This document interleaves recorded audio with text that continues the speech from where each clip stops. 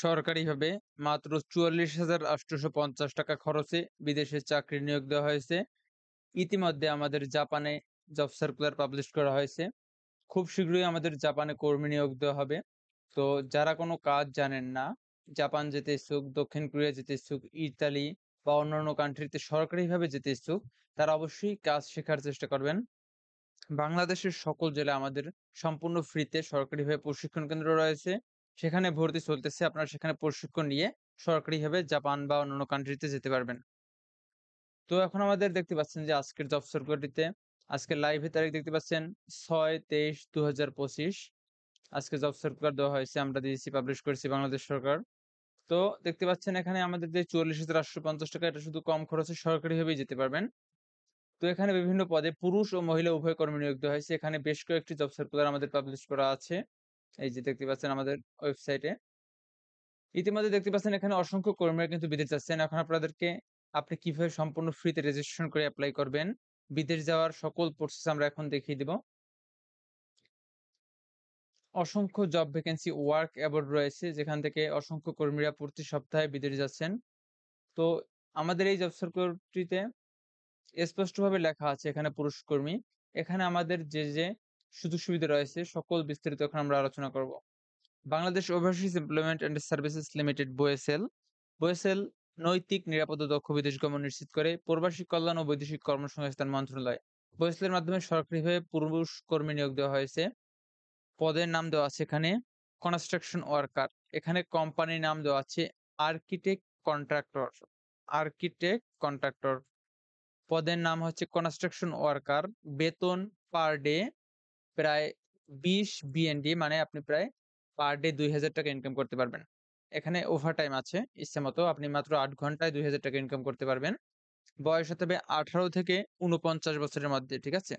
আপনি ৫০ বছর, কোনো ক্ষেত্রে ৫২ বছর হলেও যেতে পারবেন। এখানে এই সার্কুলারটিতে আমাদের কনস্ট্রাকশন ওয়ার্কারকে এখানে পদের নাম দেওয়া আছে এবং এখানে বয়স দেওয়া আছে ২০ থেকে ৪০ বছরের ভিতরে। দ্বিতীয়টি জব সার্কুলার হচ্ছে আলেকজান্দ্রি SDN BSD, এটা ওই দেশের ভাষায় লেখা। পদের নাম কনস্ট্রাকশন ওয়ার্কার। এখানেও ৮ ঘন্টায় ৳২,০০০ প্লাস ইনকাম করতে পারবেন। বয়স হতে হবে ২৫ থেকে ৪৯, তবে কোনো ক্ষেত্রে বয়স শিথিলযোগ্য। আপনাকে দৈনিক ৮ ঘন্টা ডিউটি করতে হবে। ওভারটাইম ওই দেশের শ্রম আইন অনুযায়ী। থাকা কোম্পানি বহন করবে, খাবার কোম্পানি বহন করবে না। খাবার আপনাকে কর্মীকে বহন করতে হবে। এখানে এখন বইসের সার্ভিস চার্জ, এটা একটু পরে আলোচনা করতেছি সকল প্রসেস। এখন নেক্সট জব সার্কুলারটি আমাদের এখানে দেওয়া আছে মেশিন অপারেটর। পদের নাম, বয়স হতে হবে ১৮ থেকে ৩৫ বছরের মধ্যে। পদের সংখ্যা ১০০ জন। বেতন প্রায় ৳২৫,০০,০০০। নেক্সট জব সার্কুলারটি হলো আমাদের, এখানে আমাদের যে বিষয়টি হচ্ছে, আমাদের এখানে ফিমেল এবং মেল উভয় কর্মী নিয়োগ দেওয়া হয়েছে।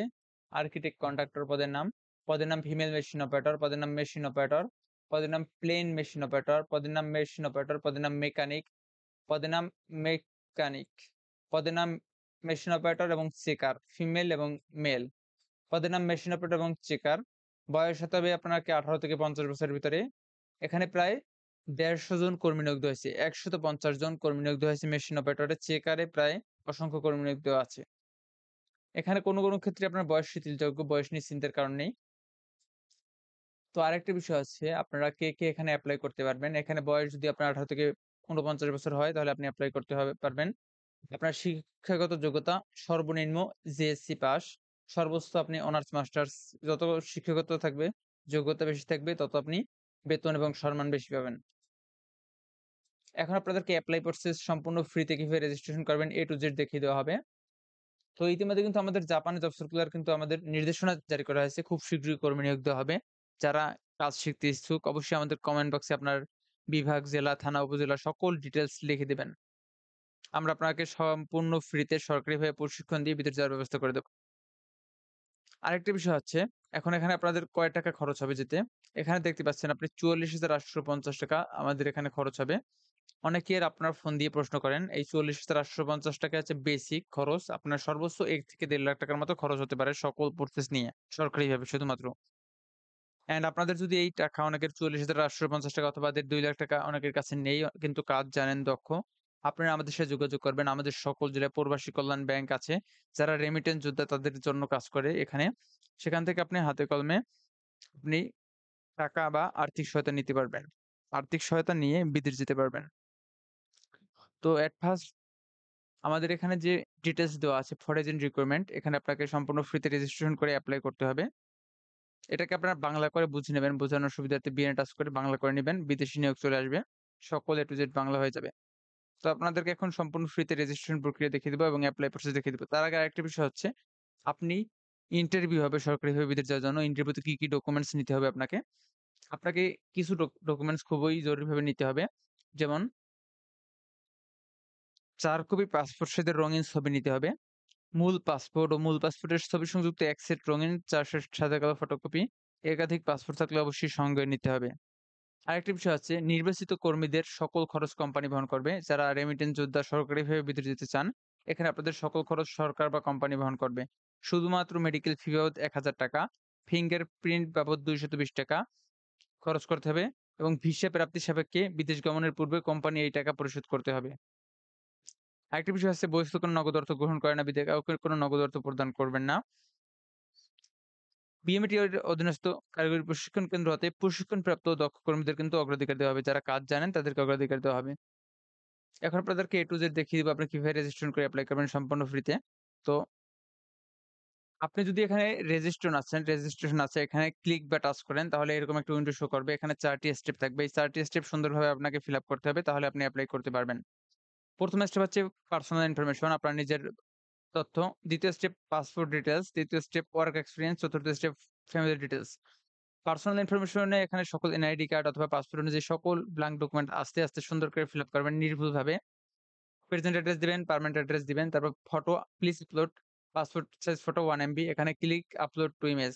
এখানে আপনার নিজের পাসপোর্ট সাইজের একটা সুন্দর এইচডি পিকচার দিবেন ক্লিয়ার। সেভ এন্ড কন্টিনিউ দিয়ে আপনি স্টেপ নং 2 তে চলে আসবেন। এখানে পাসপোর্ট ডিটেইলস দিবেন সুন্দর করে। এখানে পাসপোর্টের আপনি ফার্স্ট পেজের একটা পিকচার আপলোড দিবেন সুন্দর করে HD clear. And do you have any previous passport আপনার পুরাতন যদি কোনো পাসপোর্ট থাকে তাহলে দিবেন, না থাকলে দেওয়ার দরকার নেই। সেভ এন্ড কন্টিনিউ দিয়ে আপনি স্টেপ নং 3 তে চলে আসবেন। ওয়ার্ক এক্সপেরিয়েন্স আপনার কি কাজ জানেন বা টিটিসি তে কোনো প্রশিক্ষণ নিচ্ছেন কিনা সে সম্পর্কে কিছু লিখে দিবেন। স্টেপ নং 4 চলে আসবে। স্টেপ নং 4 এ আপনি যেটা করবেন ফ্যামিলি ডিটেইলস দিবেন। এখানে ফ্যামিলি ডিটেইলস এর যত তথ্য আছে এখানে সুন্দর করে ফিল আপ করবেন। সেভ এন্ড কন্টিনিউ দিয়ে আপনি এপ্লাই এর জন্য এলিজিবল বা যোগ্য হবেন। তো এখন আপনি এরকম সেভ এন্ড কন্টিনিউ দিলে এরকম একটা উইন্ডো শো করবে যেখানে অসংখ্য জব সার্কুলার পাবলিশ করা থাকবে। আপনি চাচ্ছেন চেকার অথবা আপনি চাচ্ছেন কনস্ট্রাকশন ওয়ার্কার এপ্লাই করতে। এই যেমন এই আর্কিটেক্ট এই কোম্পানিতে বেতন বেশি চেয়ে এই কোম্পানিতে এপ্লাই করবেন। তাহলে আপনি এখানে আসার পরে আবেদনে টাচ করবেন। এপ্লাই লেখা থাকবে এটা ইংরেজি বা বাংলায়। আবেদনে টাচ করলে কিন্তু আপনার এপ্লাই সাকসেস হয়ে যাবে। আশা করি বুঝতে পারছেন। অ্যান্ড যারা জাপান বা দক্ষিণ কোরিয়া বা অন্যান্য ভালো কান্ট্রিতে উন্নত কান্ট্রিতে যেতে চাচ্ছেন, আপনাদের একটা কাজ করতে হবে। আপনাকে কাজ শিখতে হবে। হাতে কলমে যদি কাজ শিখেন তাহলে আপনি বিদেশ যেতে পারবেন কম খরচে একদমভাবে। আপনি চাইলে আমাদের এখানে সকল জেলায় সম্পূর্ণ ফ্রিতে ট্রেনিং সেন্টার আছে। সেখানে সরকারিভাবে আপনি প্রশিক্ষণ নিতে পারবেন। ৳১ টি আপনাকে খরচ করতে হবে না। উল্টো প্রশিক্ষণ শেষে সরকারিভাবে বিদেশ যাওয়ার ব্যবস্থা করা হবে। দৈনিক হাজিরা সাপেক্ষে উপবৃত্তি বা হাজিরা বৃত্তি পাবেন এবং দেশেরও বড় কোম্পানিতে চাকরির ব্যবস্থা করা হবে। বাংলাদেশ সরকার রেমিটেন্স যোদ্ধাদের সবসময় সহযোগিতা করেন, তাদের পাশে আছে। কারণ রেমিটেন্সের টাকায় বাংলাদেশের উন্নয়ন সম্ভব হচ্ছে। দেশে বিদেশে বাংলাদেশ সরকার আমরা আপনাদের পাশে আছি। যেকোনো প্রয়োজনে আমাদের সাথে যোগাযোগ করবেন। সাবস্ক্রাইব করে পাশে থাকবেন। ধন্যবাদ।